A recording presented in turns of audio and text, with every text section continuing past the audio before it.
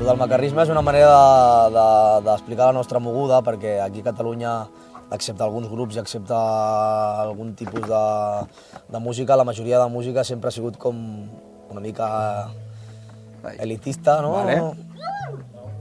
Sempre el català correcte, sempre som gent de pau, sempre... I no només a la música, sinó en tot. I nosaltres som tot el contrari, nosaltres som catalans, però ni gent de pau ni polles, o sigui... I que som igual que tothom, no som més que ningú ni menys.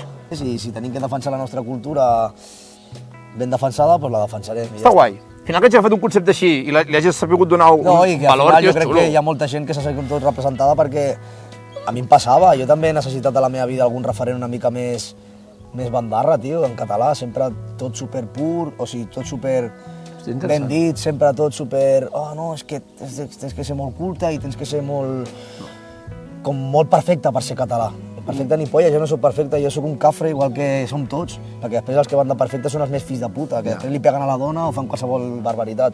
Tens els valors, tens una sèrie de coses que al final són positives, Víctor. I això és el que és el macarrisme català, som gent normal, tio, i estem fent la polla de que el català tingui que ser perfecte, parlar-se perfecte, per gent de l'elit, nosaltres no, tot el contrari. Ser macarra és ser normal. Estem al bar, al fang, tio, sortim del fang i seguirem el fang i del poble pel poble.